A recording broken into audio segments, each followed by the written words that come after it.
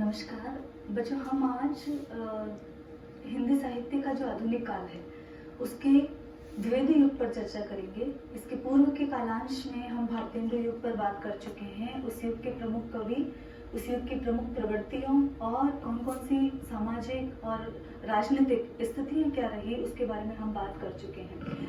लेकिन एक बात यहाँ पर ध्यान रखें, जैसे कि हमने जो नाम दिया आधुनिक काल, ये कल बात रह गई थी, इसे आज यूं समझे। आधुनिक काल का समय सीमा हमने कहाँ से निर्धारित की है? 1843 से अब तक 1843 ईस्वी से की है। ठीक है। दूसरी बात, हम कहते हैं जब भारतेंदु युग प्रारंभ मानते हैं तो कहाँ से मानते हैं? 1850 से या 1868 से भी मानते हैं कुछ लोग। 1850 जो भारतेंदु का जन्म समय है वहां से, या कुछ लोग 1868 जिससे कि ये भारतेंदु हरिश्चंद्र मैगजीन या इनका प्रारंभ हुआ तब से मानते हैं। तो हमने फिर आधुनिक काल का समय सीमा कहाँ से माना है, और आधुनिक काल का समय सीमा जब 1843 से मानी है तो भारतेंदु युग की समय सीमा 1850 या 1868 से क्यों मानी है? ये प्रश्न उठना चाहिए था। एक विरोधाभास हो रहा है। मैंने ये लिखवा दिया आपको कि आधुनिक काल जो है वो 1843 ईस्वी से कहाँ तक है? अब तक। यही कहा था हमने। लेकिन दूसरी तरफ मैं कह रही हूँ कि भारतेंदु युग 1850 से 1868 पर है, तो ये जो बीच का समय है ये कहाँ गया? देखिए, जो रीतिकाल माना है वो हमने क्या माना है? रीतिकाल का समय क्या है? हिंदी साहित्य का तीसरा कालखंड रीतिकाल है, जिसे अगर विक्रम संवत में माने तो हम 1700 से 1900 विक्रम संवत, और अगर ऐसे ही हमने इसको ईस्वी में लिखा तो क्या लिखा? 1643 ईस्वी से 1843 ईस्वी तक। यही है। जब आप संवत में से 57 वर्ष घटा देते हैं तो वो ईस्वी बन जाता है। ये बात ध्यान रखिएगा। तो हमने रीतिकाल का परिसीमन क्या माना है? 1643 से 1843। तो इसके आगे का कालखंड चूंकि आधुनिक काल है तो हमने उसकी समय सीमा 1843।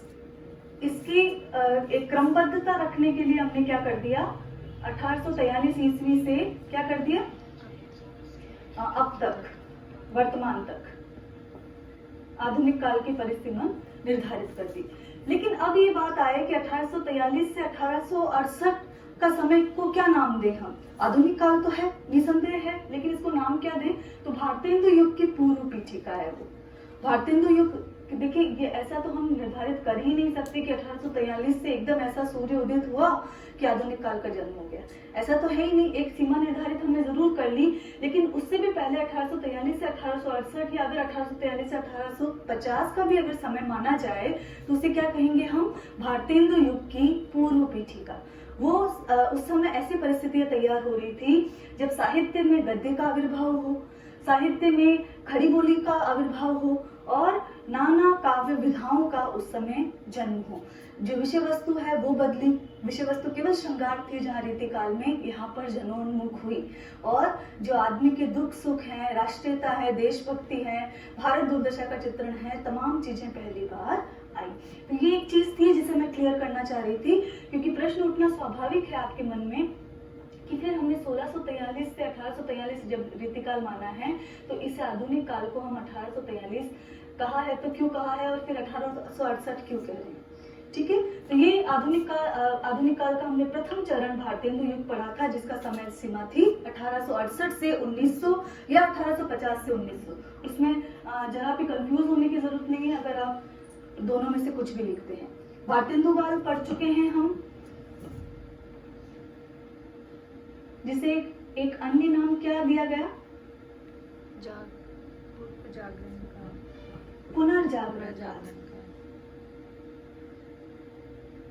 पुनर्जागरण युग। और इसका समय क्या था? 1850 से लेकर 1850 से 1900। यहाँ ईस्वी लिख रही हूँ मैं। ठीक है, ईस्वी की ही बात कर रहे हैं। अब हम आज जो पढ़ेंगे आधुनिक काल का ही द्वितीय चरण जो है, क्या है वो? द्विवेदी युग। और ये किसके नामकरण पे रखा गया है? महावीर प्रसाद द्विवेदी। भारतेंदु काल किसके नामकरण पे रखा गया है? भारतेंदु हरिश्चंद्र। द्विवेदी युग की जब बात करते हैं तो महावीर प्रसाद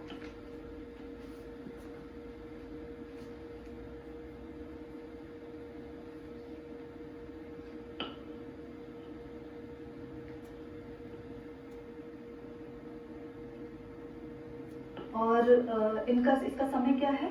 1900 से 1918 भी कहा गया है, 1920 तक भी कहा जाता है। ठीक है, ये द्विवेदी युग का समय सीमन है जिसका अध्ययन हम आज कर रहे हैं। ये फर्स्ट ईयर में तो आएगा ही आएगा और थर्ड ईयर में भी है। फर्स्ट ईयर में चूंकि हिंदी साहित्य का इतिहास है पूरा, तो वहाँ चारों कालखंड हैं, तो हर कालखंड आना निश्चित है। आधुनिक काल चूंकि थर्ड ईयर की विषय वस्तु है, आपके कोर्स में लग रखी है, तो थर्ड ईयर में भी द्विवेदी युग और उसके महत्वपूर्ण कवि जैसे खड़ी बोली का प्रथम काव्य जिसने लिखा अयोध्या सिंह उपाध्याय हरिओर, उनकी रचना आपके प्रिय प्रवास कोर्स में है। तो द्विवेदी युग दोनों ही कला कक्षाओं के लिए महत्वपूर्ण है, इसलिए से उसी दृष्टि से इसका अध्ययन भी करें। जब हम द्विवेदी युग पढ़ते हैं तो जैसा कि हमने देखा महावीर प्रसाद द्विवेदी के नामकरण पर द्विवेदी युग रखा गया। तो भारतेंदु युग से ये किस प्रकार अलग था, जिसे इसे पुनर्जागरण युग कहा गया, वैसे ही द्विवेदी युग को अन्य नाम नगेंद्र क्या देते हैं? जागरण सुधार काल।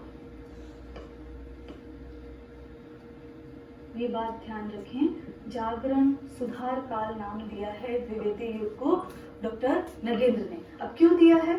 हम देख रहे थे कि वहाँ पुनर्जागरण युग नाम दिया है, और वो नाम इसलिए दिया है क्योंकि रेनेसां पीरियड था, विभिन्न प्रकार की जो आंदोलन है वो उस समय प्रारंभ हुए। कौन कौन सा आंदोलन हुए थे?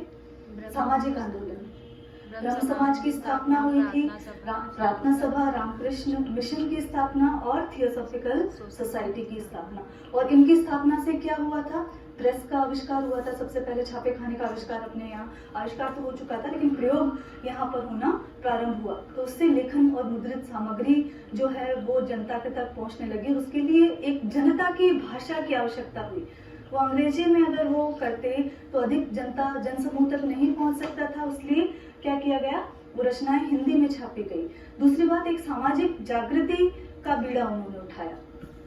यहाँ पर एक द्विवेदी युग में जो महत्वपूर्ण बात आती है, अगर हम देखते हैं तो द्विवेदी युग में जो भारतेंदु युगीन देशभक्ति थी वो यहाँ राष्ट्र भक्ति के प्रचंड स्वर ले लेती है।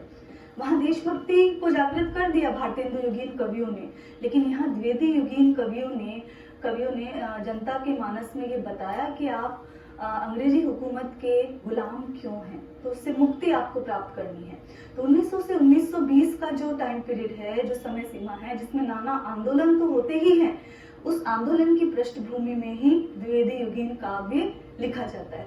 इसलिए यहाँ दोनों तरह की चीजें, एक राष्ट्रीय सांस्कृतिक काव्य धारा भी इस कालखंड में हमें देखने को मिल जाती है, जो आगे छायावादी युग तक प्रचंड रूप से चलती रहती है। तो दो तरह की चीजें चल रही है, या राष्ट्रभक्ति दिखाई दे रही है, या राष्ट्रीयता दिखाई दे रही है, और साथ ही एक राष्ट्रीय सांस्कृतिक काव्य धारा भी दिखाई देती है। यहाँ पर अगर हम आचार्य शुक्ल को लें तो वो इस कालखंड को द्वितीय उत्थान कहते हैं। ये चीजें ध्यान रखें क्योंकि नामकरण संबंधित प्रश्न भी आते हैं। भारतेंदु युग को जहां उन्होंने प्रथम उत्थान कहा है, वहां आचार्य शुक्ल क्या कहते हैं? द्वितीय उत्थान कहकर संबोधित करते हैं। और वही जो गणपति चंद्र गुप्त हैं वो इसे आदर्शवादी प्रबंध काव्यधारा,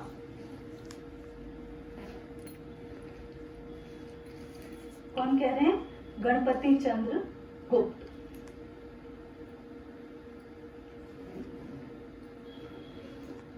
वो कह रहे हैं आदर्शवादी प्रबंध काव्यधारा। तो ये नाम आप जरूर ध्यान रखें कि इसे जो द्विवेदी युग है, जिसका परिसीमन है 1900 से 1920, उसे किन किन आलोचकों ने क्या क्या नाम दिया। अब यहाँ पर एक चीज द्विवेदी युग को पढ़ने से पहले, द्विवेदी युग की प्रवृत्तियों से जाने से पहले एक चीज मैं यहाँ पर स्पष्ट करना चाहूंगी। नागरी प्रचारिणी सभा, वो हम यहाँ क्यों इसका डिस्कस करेंगे ये भी मैं बताऊंगी, और इसका हिंदी के संवर्धन में इस सभा का क्या योगदान है वो भी आपको ध्यान रहना चाहिए। नागरी प्रचारिणी सभा की स्थापना कहाँ हुई? काशी में। ठीक है, ये स्थापना 16 जुलाई 1893 में होती है। 16 जुलाई, ये याद रखें, परीक्षाओं में भी पूछा जाता है। तो ये एक संस्था है नागरी प्रचारिणी सभा काशी, जिसकी स्थापना कब होती है? 16 जुलाई 1893। और इसी संस्था द्वारा एक पत्रिका निकलती है, नागरी प्रचारिणी पत्रिका। उसका प्रकाशन प्रारंभ होता है 1896 ईस्वी में। दोनों महत्वपूर्ण प्रश्न हैं, जरूर ध्यान रखें। नागरी प्रचारिणी पत्रिका पूछा जाए तो 1896 ईस्वी वर्ष आपको ध्यान रहना चाहिए। नागरी प्रचारिणी सभा की स्थापना कब हुई? वो 1893 ईस्वी। 3 वर्ष का अंतराल है, ये ध्यान रखिए। हाल ही में ये प्रश्न पूछे गए हैं। फिर इसके जो अगर हम कौन से 3 विद्वान थे जिन्होंने इसके स्थापना के प्रयास किए, तो रामनारायण मिश्र हैं, श्याम सुंदर दास हैं और शिव कुमार सिंह। रामनारायण मिश्र, श्याम सुंदर दास और शिव कुमार सिंह के प्रयासों से नागरी प्रचारिणी सभा की स्थापना हुई। इससे पहले अगर हम देखें तो 4 जून 1884 ईस्वी को क्या हुआ? इंडियन प्रेस की स्थापना हुई।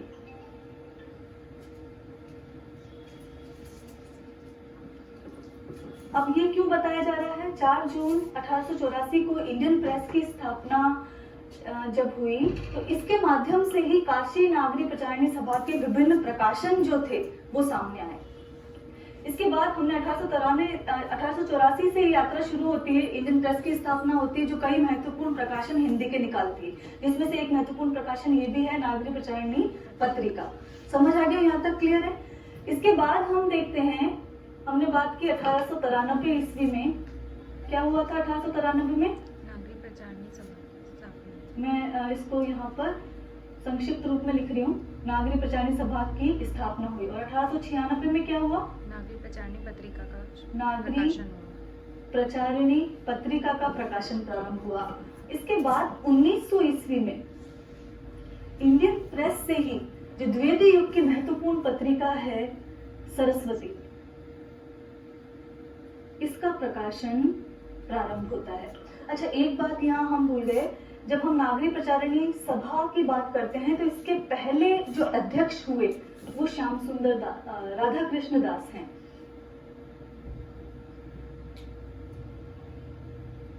ये प्रश्न भी पूछा जाता है कि नागरी प्रचारिणी सभा के 3 विद्वानों के प्रयासों से तो हुई थी, वो बात अलग है, लेकिन प्रथम अध्यक्ष कौन रहे? राधा कृष्ण दास। और ये भारतेंदु के फुफेरे भाई थे। ठीक है, भारतेंदु हरिश्चंद्र जिनका हमने कल पहला कालखंड पढ़ा, उनके जो फुफेरे भाई जो हैं वो राधा कृष्ण दास हैं, और जिन्होंने नागरी प्रचारिणी सभा की जो प्रथम अध्यक्षता की थी। अब हम देख रहे हैं 1900 ईस्वी में क्या हुआ था? सरस्वती पत्रिका का प्रारंभ हुआ था। और सरस्वती पत्रिका द्विवेदी युग में मील के पत्थर की भूमिका निभाती है, जिसका प्रारंभ हुआ 1900 ईस्वी में। इसके अगर हम सरस्वती पत्रिका के प्रारंभिक जो सदस्यों में देखते हैं तो श्याम सुंदर दास,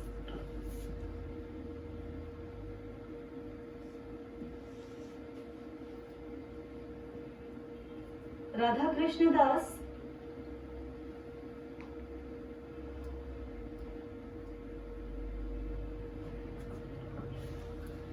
किशोरीलाल गोस्वामी, ये सारे लोग इसके संपादक मंडल में जुड़े रहते हैं। किशोरीदास गोस्वामी का नाम तो हिंदी व्याकरण के क्षेत्र में भी जाना माना है।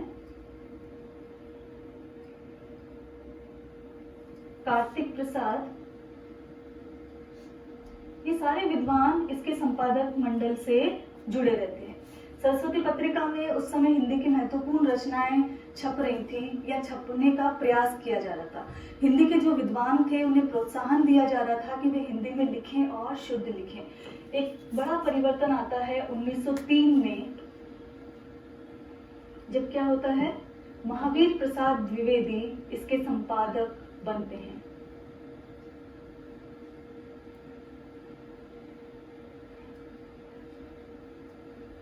तो 1903 में इस सरस्वती पत्रिका के संपादक मंडल से कौन जुड़ जाता है? महावीर प्रसाद द्विवेदी। और यहीं से द्विवेदी युग में क्रांतिकारी परिवर्तन भाषा की दृष्टि से प्रारंभ हो जाते हैं।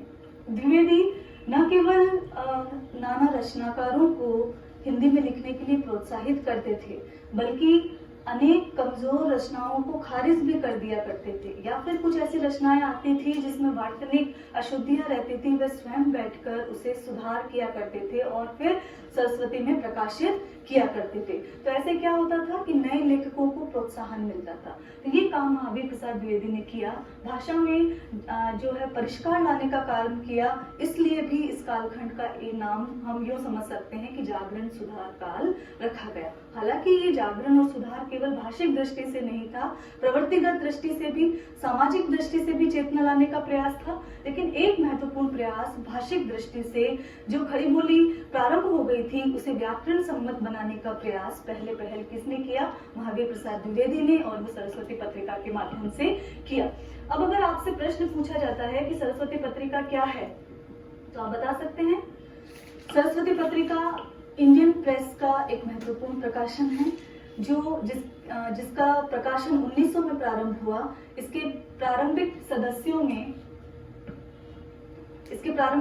में कौन कौन से हमने देखे हैं? श्याम सुंदर दास, राधा कृष्ण दास, कार्तिक प्रसाद खत्री, इस प्रकार के विद्वान यहाँ पर, जगन्नाथ दास रत्नाकर भी रहे हैं। इस प्रकार के विद्वान यहाँ पर इसमें समावेशित रहे। किशोरीलाल गोस्वामी, 5 विद्वान थे मुख्यतः। और उसके बाद 1903 में महावीर प्रसाद द्विवेदी इसके संपादन मंडल से जुड़ते हैं और भाषा के परिष्कार का कार्य करते हैं।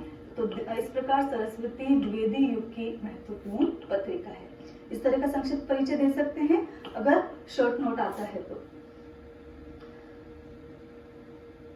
अब हम इसकी द्विवेदी युगीन परिस्थितियों की अगर हम बात करें तो अंग्रेजियों की नीतियां इस समय हावी थी, और हम सब जानते हैं कि अंग्रेजों की जो नीतियां थी वो राष्ट्र की आर्थिक व्यवस्था के लिए और प्रकारांतर से सामाजिक व्यवस्था के लिए अहितकर थी। यहाँ का माल बाहर भेजा जा रहा था, यहाँ के संसाधन तो सीमित हो रहे थे, लेकिन यहाँ का जो भी उत्पादन था वो बाहर जा रहा था, और इस तरह हमारा रुपया, हमारी जो कीमती वस्तुएं जो हैं वो सभी बाहर की ओर जा रही थी, और देश क्या हो रहा था? गरीब और गरीब होता जा रहा था। तो एक तरह से आर्थिक व्यवस्था की चूलें अंग्रेजी सरकार ने हिला दी थी। तो उस समय जो हम आर्थिक व्यवस्था देखते हैं, गरीबी का माहौल बहुत अधिक भर गया था यहाँ पर। इसीलिए यहाँ के कवि जो हैं उन्होंने भारत दुर्दशा का जब चित्रण करते हैं तो नाना पंक्तियां उनके काव्य में कि हाँ भारत दुर्दशा ना देखी जाए। कल भी हमने देखा स्यापा पद्धति में भारतेंदु स्वयं इसको कहते हैं कि भारत दुर्दशा देखी नहीं जा रही है। अब अगर हम महावीर प्रसाद द्विवेदी का अवदान देखें तो यहाँ पर मैं पहले भी बता चुकी हूँ कि रीतिकाल में ब्रजभाषा प्रतिष्ठित थी, उसके पश्चात भारतेंदु में खड़ी बोली आई, लेकिन एकाएक कोई भाषा आती है तो वो व्याकरणिक दृष्टि से समृद्ध नहीं हो पाती। तो द्विवेदी भाषिक परिष्कार का कार्य करते हैं और यहाँ पर हिंदी गद्य के परिमार्जन संबंधी महत्वपूर्ण काव्य करते हैं, और इस संदर्भ में उन्होंने एक निबंध भी लिखा है जिसका क्या नाम है? कवि कर्तव्य। कि कवि का क्या कर्तव्य है, ये आपके शायद सेकेंड ईयर में कोर्स में भी है, और उसमें वो सारी बातें करते हैं कि कवि जब लिखता है, कवि जब कविता करता है, कोई भी रचना करता है, उसकी भाषा कैसी होनी चाहिए, उसका उद्देश्य क्या होना चाहिए, उसका विषय क्या होना चाहिए, उसमें अलंकारों का प्रयोग कैसा होना चाहिए। सेकेंड ईयर में जो फर्स्ट ईयर के बच्चे हैं वो सेकेंड ईयर में पढ़ेंगे, तब इस बात को ध्यान रखें कि कवि कर्तव्य निबंध में उन्होंने क्या कहा है। और जो तृतीय वर्ष के विद्यार्थी हैं वो जानते हैं ये बात कि कवि कर्तव्य में उन्होंने किस प्रकार भाषिक और भाविक कला पक्ष और भाव पक्ष दोनों की बात यहाँ पर रखते हुए कवि को चेताया है कि किस प्रकार की रचना इस समय करनी चाहिए। तो अगर महावीर प्रसाद द्विवेदी के स्वयं की रचनाओं की बात करें तो राष्ट्रीयता, देश प्रेम, स्वदेशाभिमान, समाज सुधार, आदर्शवाद, नैतिकतावाद आदि स्वर यहाँ पर दिखाई दे रहे थे। अब हम इस युग की प्रवृत्तियों पर आए तो सबसे पहली प्रवृत्ति जो देखी जाती है, जिसको हम महत्वपूर्ण प्रवृत्ति कह सकते हैं, ये प्रवृत्ति भारतीय हिंदू युग में भी थी, तो राष्ट्रीयता की भावना। इस समय राष्ट्रीयता की भावना चरम पर थी। देश परतंत्र था और स्वतंत्र होने की चेष्टा कर रहा था, तो राष्ट्रीयता की भावना प्रमुख प्रवृत्ति है। देश प्रेम और राष्ट्रीयता की भावनाओं से ओतप्रोत रचनाएं लिखकर इन्होंने भारतीय जनमानस में क्रांति के स्वर भरने के प्रयास किए। यहाँ पर जैसे कि मैथिली शरण गुप्त इस काल के महत्वपूर्ण कवि हैं, जिनकी महत्वपूर्ण रचना भारत भारती है ना। मैथिली शरण गुप्त यहाँ पर स्वदेश गीत नामक एक महत्वपूर्ण रचना लिखते हैं और जिसमें वो कहते हैं, राम तुम्हें यह देश न भूले, धाम धरा धन जाए भूले। यह अपना उद्देश्य न भूले, निज भाषा निज भाव न भूले, निज भूषा निज वेश न भूले, प्रभु तुम्हें भी सिंधु पार से सीता का ये संदेश न भूले। तो ये स्वदेश संगीत रचना में है और निवेदन शीर्षक ये कविता है, राम तुम्हें ये देश न भूले। वहां पर कह रहे हैं, वहां इस राष्ट्रीयता की भावना में न केवल भारतीय संस्कृति की बात वो कर रहे हैं, बल्कि भारतीय संस्कृति में कैसे जीवन मूल्य है, कैसे वो वसुधैव कुटुंबकम की बात करती है, कैसे मानवीय मूल्यों की बात करती है, वो सारी चीजें मैथिली शरण गुप्त स्वदेश संगीत में बताते हैं। इसी तरह एक अन्य कवि सियाराम शरण गुप्त,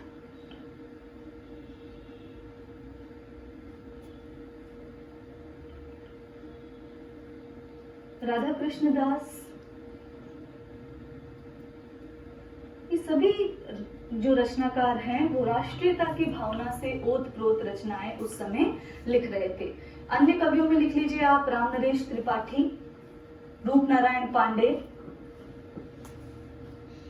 कवियों के नाम ध्यान रहने जरूरी हैं, तभी आपका बिंदु जो है वो उसको आप वैशिष्ट्य के रूप में यहाँ पे लिख सकते हैं। राम नरेश त्रिपाठी, रूप नारायण पांडे आदि कवि।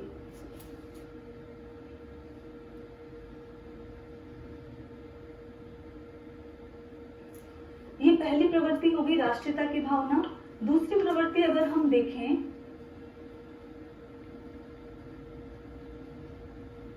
इतिवृत्तात्मकता।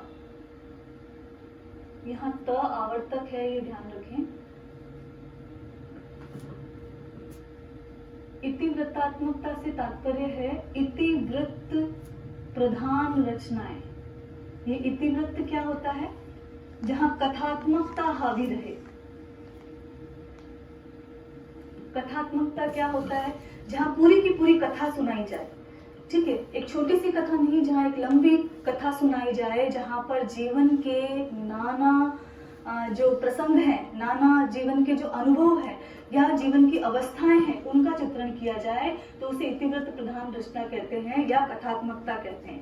तो ये कोई छोटी सी रचना नहीं होती, ये बहुत बृहद बड़ी कलेवर वाली रचना होती है, तो इसे प्रबंधात्मकता भी कहा जाता है।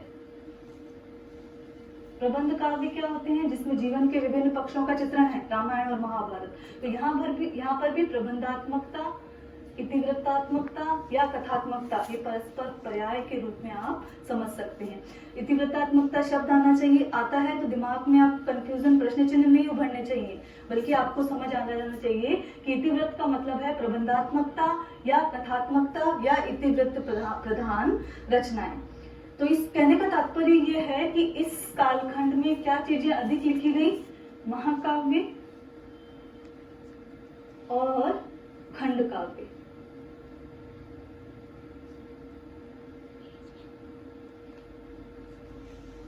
आप इनका अर्थ तो समझते हैं, महाकाव्य क्या है, खंड काव्य क्या है।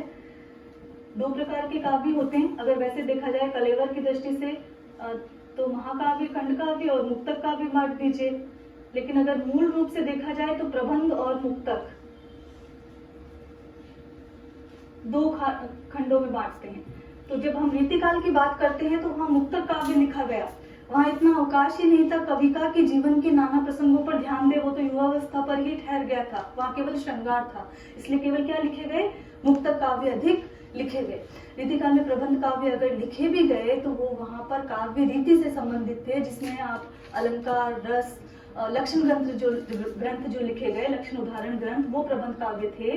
लेकिन अगर वृत्तियों से संबंधित बात करें तो वहाँ पर मुक्तक काव्य ही अधिक मिलते हैं, जिसमें बिहारी की सतसई, ग्रंथ सतसई, ये सारे उदाहरण आप देख सकते हैं। तो वहाँ प्रबंधात्मकता का अभाव था, मौलिकता का अभाव था, लेकिन यहाँ पर प्रबंध काव्य अधिक लिखे गए। अब प्रबंध काव्य अधिक लिखे जाते हैं और प्रबंध काव्य को जब पढ़ा जाता है तो एक इसकी प्रवृत्ति ये भी है कि वहाँ क्या आ जाती है, नीरसता। एक आप आधे घंटे की कोई चीज देख रहे हैं, एक आप 10 घंटे की देखेंगे तो थोड़ा सा बोझिल हो जाएंगे, है ना। तो वहां पर थोड़ा नीरस हो जाता है वो काव्य। तो इस काव्य की इसीलिए एक नकारात्मकता के रूप में देखें, अगर आलोचक ये कहते हैं कि ये काव्य प्रबंधात्मकता से युक्त था लेकिन नीरस था, उतना सरस ये काव्य नहीं हो पाया। क्योंकि कभी हर पद पर तो ये ध्यान नहीं दे सकता कि सरस हो जाए, कई बार ऐसा भी होता है कि वो पद उतना सुंदर नहीं बन पड़ता, तो वो वहां पर निरसता प्रकारांतर से आ जाती है। अगर इस कालखंड की अगर हम महाकाव्यों के नाम लें तो लिखिए साकेत, जयद्रथ वध, पंचवटी, यशोधरा और द्वापर। ये सब किसके हैं, ब्रैकेट में लिखिए मैथिली शरण गुप्त। मैथिली शरण गुप्त की ये रचनाएं हैं। साथ ही प्रिय प्रवास और वैदेही वनवास किसकी रचनाएं हैं, हरिओद की। हरिओद। और पूरा नाम क्या है इनका, अयोध्या सिंह उपाध्याय हरिओद। इनकी रचनाएं ये जो हैं प्रिय प्रवास और वैदेही वनवास, ये भी प्रबंध काव्य की श्रेणी में है। अच्छा, प्रिय प्रवास तृतीय वर्ष के विद्यार्थियों के कोर्स में है। कितने सर्गों की रचना है ये, द्वादश तो आपके कोर्स में है, द्वादश। 15 ये 17 सर्ग हैं, इसमें 17 सर्गों से आबद्ध ये रचना है। हमने साकेत का जिक्र किया, साकेत 12 सर्गों में लिखी गई है, ठीक है, ये ध्यान रखें। कई बार इस तरह के प्रश्न भी पूछ लिए जाते हैं। अच्छा, हमने प्रबंध काव्यों की जिक्र किया, हमने खंड काव्य भी कहा कि इस कालखंड में लिखे गए। तो राम नरेश त्रिपाठी जो हैं,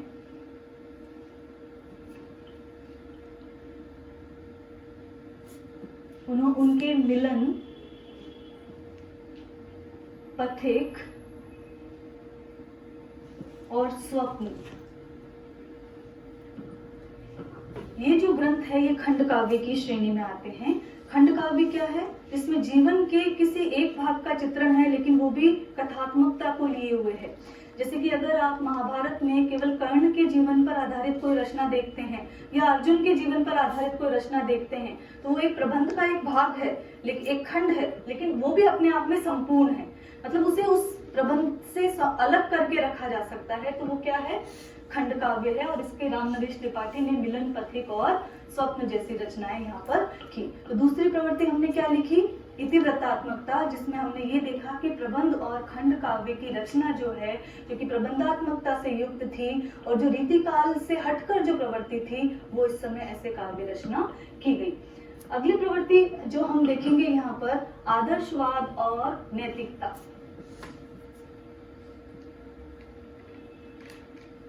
ये हम द्विवेदी युगीन कविता के संबंध में महत्वपूर्ण बात कर रहे हैं। यहाँ पर यही चीजें अन्य गद्य विधाओं में भी परिलक्षित होती हैं।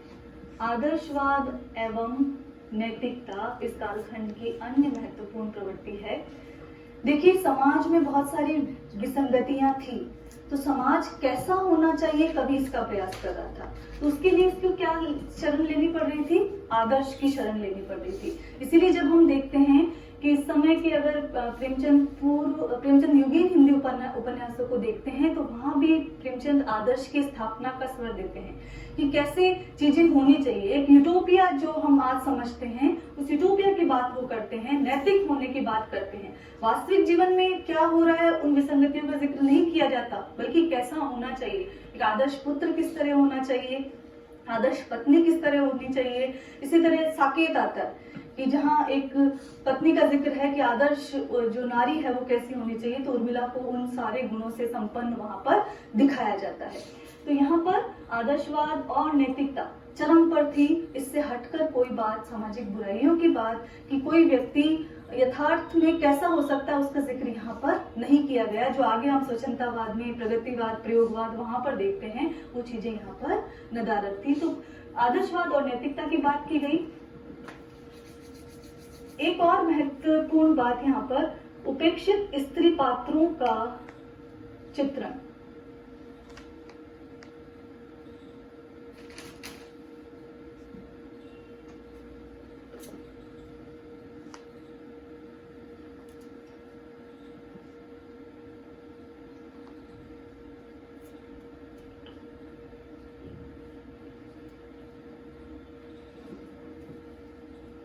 जब हम इस कालखंड में अनेक ऐसे ग्रंथों को देखते हैं जहां पर उन स्त्री पात्रों का जिक्र है जो अब तक के इतिहास में नदारद थी, जिन पर बात नहीं की गई, तो यहाँ पर जब द्विवेदी जो है वो स्वयं काव्येतर उपेक्षिता एक जो निबंध है उससे काफी प्रभावित हुए और उन्होंने उन स्त्री पात्रों को उठाया जिनका पहले जिक्र नहीं था। जैसे कि साकेत की नवम सर्ग में किसका जिक्र मिलता है?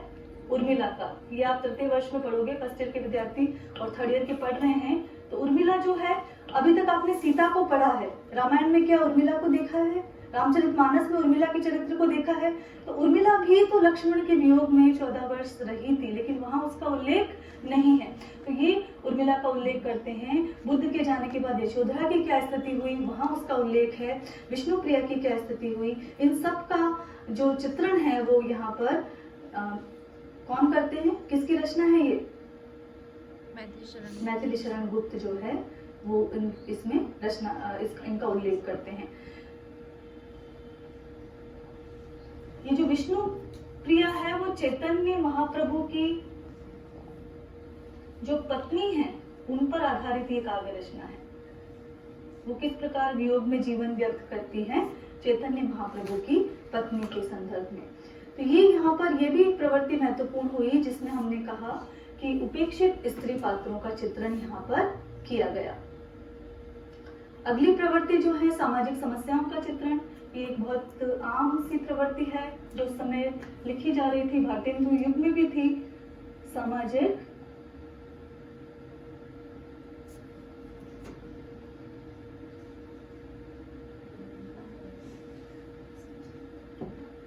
समस्याओं का चित्रण। सामाजिक समस्याएं कौन कौन सी थी? बाल विवाह हो रहे थे, दहेज, उस समय दहेज प्रथा बहुत काफी प्रभावित रूप से वहां पर हो रही थी, सती प्रथा थी, ये सारी चीजें थी। तो इनका चित्रण काव्य में किया जा रहा था। एक और बात, स्त्री को किस प्रकार हाशिए पर रखा जा रहा था या एक समाज में कैद रखने की ही बात की जा रही थी, उसकी बात भी यहाँ पर करते हैं। और इसीलिए उसकी व्यथा को देखकर कवि ये कह उठता है कि अबला जीवन हाय तुम्हारी यही कहानी, आंचल में है दूध आंख में पानी। तो इस तरह की रचनाएं यहाँ पर लिखी गई, चाहे वो स्त्री की दयनीय स्थिति के संबंध में हो या छुआछूत या अन्य विषयों के संबंधित हो। दूसरी बात है अनुवाद जो है वो भी बहुत हुए। तो अनुदित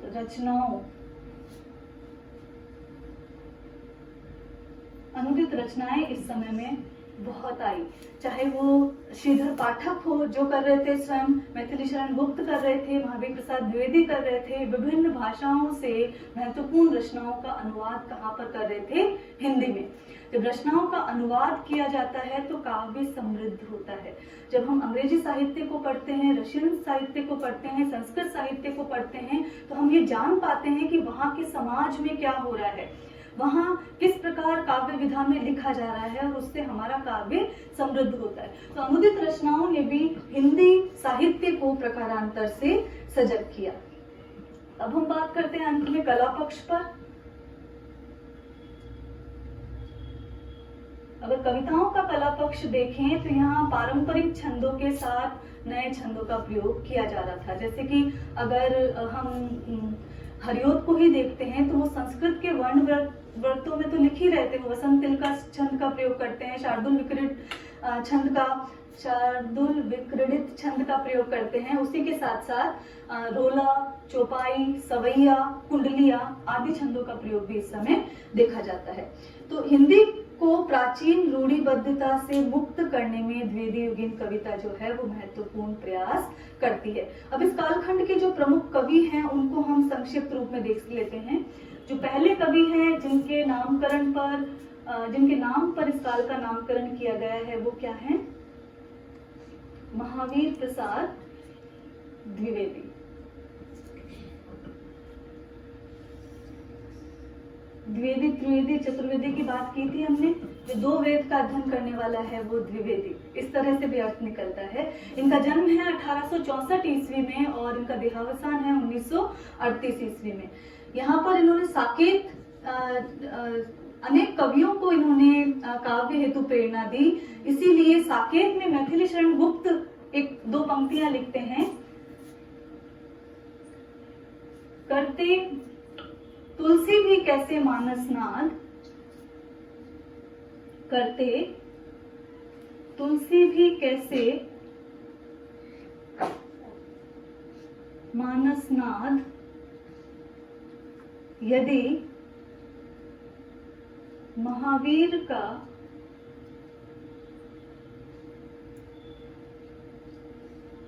मिलता नहीं उन्हें प्रसाद। तो यहाँ ये जो महावीर शब्द जो आया है इसमें श्लेष है। करते तुलसी भी कैसे मानसनाद, महावीर का यदि उन्हें मिलता नहीं प्रसाद। कहने का तात्पर्य है कि तुलसी भी शायद मानस की रचना नहीं कर पाते यदि श्री राम का उन्हें आशीर्वाद नहीं मिलता। तो इसी तरह मैं भी जो साकेत की रचना नहीं कर पाता या उतने प्रभावी तरीके से नहीं कर पाता, यदि महावीर प्रसाद द्विवेदी का सहयोग या मार्गदर्शन मुझे उस समय प्राप्त नहीं होता। महावीर शब्द में श्लेष है। तो ये पंक्तियां ये बताती है कि उन्होंने किस प्रकार अनेक कवियों को प्रेरणा दी थी। तो यहाँ पर साकेत में जो मैथिली शरण गुप्त है वो भी उनकी प्रेरणा की बात कर रहे हैं। इनका जो गंगा लहरी जो रचना है वो अनुदित रचना है जिसका महावीर प्रसाद द्विवेदी ने अनुवाद किया है। गंगा लहरी, जब हम अनुदित रचनाओं की बात करते हैं। इसके अलावा द्विवेदी भाषा की शुद्धि तथा वर्तनी की एकरूपता के लिए सदैव प्रयासरत थे। इनका महत्वपूर्ण योगदान है। दूसरा, सरस्वती के संपादन मंडल से जुड़े हुए थे। तो ये इनके संदर्भ में महत्वपूर्ण बातें हैं। दूसरे जो कवि हैं श्रीधर पाठक। श्रीधर पाठक से स्वयं महावीर प्रसाद द्विवेदी इतने प्रभावित थे कि इन्होंने उसे क्या कह दिया था, श्री सप्तक लिख दिया था और उन्होंने हिंदी भाषा का जयदेव इसे इन्हें कह दिया था। श्री सप्तक किसने लिख दिया? महावीर प्रसाद द्विवेदी ने, और आधुनिक हिंदी के जयदेव की उपाधि दे दी इन्हें।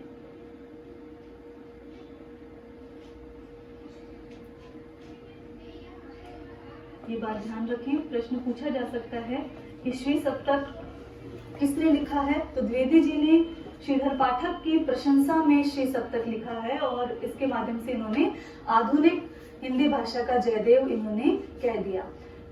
इनकी अन्य रचनाओं में अगर हम देखें, कश्मीर सुषमा महत्वपूर्ण रचना है। जो इतिवृत्त प्रधान है, जो इतिहास पर आधारित है, वो है कश्मीर सुषमा। इसके अलावा इनकी गुणवंत हेमंत भी रचना है जो इनकी प्रथम रचना मानी जाती है, गुणवंत हेमंत। अच्छा, इनके जो अनुवाद हैं जो काफी प्रभावित हुए, कोई बता सकता है क्या? गोल्ड स्मिथ के जो लिखे हुए काव्य ग्रंथ थे तीनों। पहला काव्य ग्रंथ हर्मिट किसका है? गोल्ड स्मिथ का। इस काव्य ग्रंथ का इन्होंने अनुवाद किया एकांतवासी योगी। ये प्रश्न पूछे जाते हैं। इनकी रचना द ट्रेवलर का अनुवाद किया इन्होंने हिंदी में। श्रांत पथिक। पथिक जो यात्री है, ट्रेवलर, आप सामने स्थापित करके याद कीजिए, द ट्रेवलर, श्रांत पथिक। एक और है इनकी रचना उजड़ ग्राम, ठीक है, ये भी इनका अनुवाद है। तो ये तीनों इन्होंने अनुवाद किए हैं। जो उजड़ ग्राम है वो डिजर्टेड विलेज,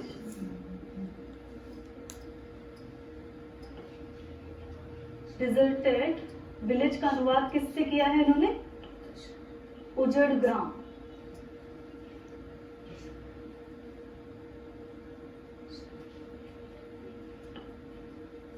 ये तीन रचनाएं हैं, ध्यान रखें। डिजर्टेड विलेज का किससे किया? उजड़ ग्राम। हर्मिट का किया एकांतवासी योगी, और द ट्रेवलर का श्रांत पथिक के नाम से हिंदी अनुवाद किया। श्रांत जो थका हुआ है, ठीक है, श्रांत के अनुवाद के नाम से किया। तो ये द्विवेदी युग के महत्वपूर्ण कवि थे। यहाँ पर जो अन्य महत्वपूर्ण कवि है, श्रीधर पाठक, देखिए स्वतंत्रवादी शैली में भी लिखते हैं बाद में, और इससे इनसे मुकुटधर पांडे, और यहाँ से फिर स्वतंत्रवादी काव्य धारा का प्रारंभ होता है। लेकिन उससे पहले हम अन्य कवियों को देख लें तो अयोध्या सिंह उपाध्याय हरिओद,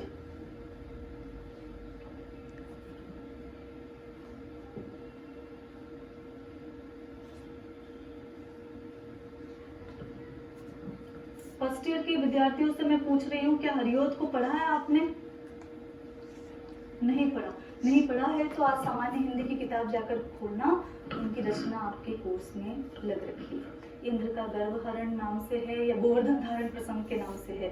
जो इनकी ही जो रचना है प्रिय प्रवास, उसका 12 स्वर्ग है, 12वां सर्ग।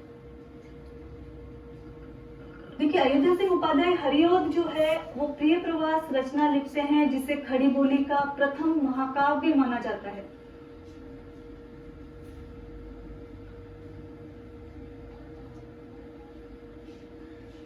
ये महत्वपूर्ण बात है। हिंदी के प्रथम महाकाव्यकार हैं हरिओद, और वो प्रिय प्रवास जैसी रचना लिखते हैं। यहाँ पर भाषा के बीच में एक सेतु का काम भी करते हैं। ये संस्कृत वर्ण वृत्तों से युक्त हिंदी लिख रहे हैं। तो दूसरी ओर ब्रजभाषा की रचनाएं भी लिख रहे हैं। ये प्रिय प्रवास और रश्कतलस जैसी रचनाएं लिखते हैं, तो चुभते चौपदे और चोखे चौपदे जैसी रचनाएं ब्रजभाषा में भी लिखते हैं, जो कि प्रबोधात्मक शैली में है। यहाँ पर अगर हम देखें तो वैदेही वनवास भी प्रबंध काव्य है, और प्रिय प्रवास भी प्रबंध काव्य है, जिनकी रचना की है। प्रिय प्रवास खड़ी बोली में किया गया है, जिसमें संस्कृत वर्ण वृत्तों से युक्त भाषा का प्रयोग है। सरस सुंदर सावन मास था, गगन थे घन में घिर घूमते। इस तरह जब आप पढ़ेंगे तो ये रचना प्रिय प्रवास है, जहाँ पर गोवर्धन धारण प्रसंग जैसे महत्वपूर्ण जो सर्ग है वो आपके कोर्स में है। मैथिली शरण गुप्त की बात हमने की। इस कालखंड के महत्वपूर्ण कवि हैं गुप्त, और कौन सी रचना का जिक्र हमने बार बार किया है? साकेत। सभी रचनाएं महत्वपूर्ण हैं। आप जो भारत भारती की बात कर रहे हैं वो भी महत्वपूर्ण है। इनकी पहली रचना जो है रंग में भंग, वो 1909 के आसपास प्रकाशित होती है, और उसके पश्चात साकेत आता है 1912 में। फिर यशोधरा लिखते हैं, पंचवटी लिखते हैं, ये सारे ग्रंथ वो लिखते हैं। विष्णुप्रिया लिखते हैं। इन सारे ग्रंथों की निर्माण वो इस समय करते हैं। अगर आप इनके रचनाओं का क्रम याद रखना चाहें तो एक लाइन लिख लीजिए, जय भारत जिसमें पंचवटी झंकार करती है। जय भारत जिसमें पंचवटी झंकार करती है। जय भारत जिसमें पंचवटी झंकार करती है। साकेत यशोधरा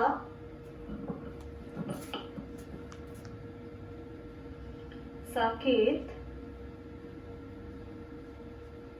यशोधरा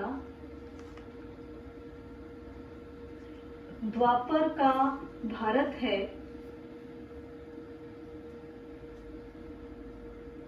जिसमें विष्णु प्रिया अवतरित होती है, जिसमें विष्णु प्रिया अवतरित होती है। ये इनके महत्वपूर्ण ग्रंथ जो हैं वो इसमें सब आ गए हैं। जयद्रथ वध आ गया है इसमें भारत भारती आ गई है, पंचवटी आ गई है, झंकार आ गई है। अगर हम जयद्रथ वध को देखते हैं तो ये 1900 जय मतलब जयद्रथ वध 1910 ईस्वी में लिखा गया है। भारत भारती 1912 में लिखी गई है। पंचवटी का रचना समय लिख लीजिए 1925, झंकार 1931, साकेत 1932 में लिखा गया है, और यशोधरा भी 1932 में है। द्वापर 1936 में है।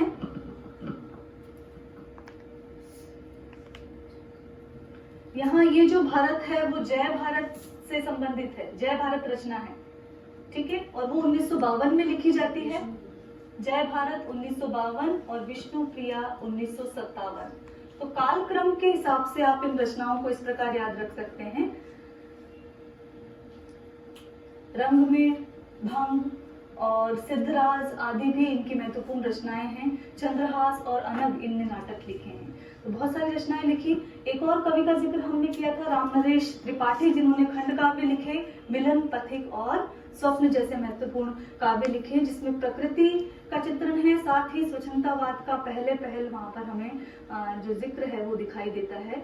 जगन्नाथ दास रत्नाकर, वियोगी हरि और सत्यनारायण कविरत्न इस समय के अन्य महत्वपूर्ण कवि हैं। नाम लिख लीजिए, वियोगी हरि, सत्यनारायण कविरत्न और जगन्नाथ दास रत्नाकर। तो ये हम द्विवेदी युग यहाँ पर पढ़ रहे थे।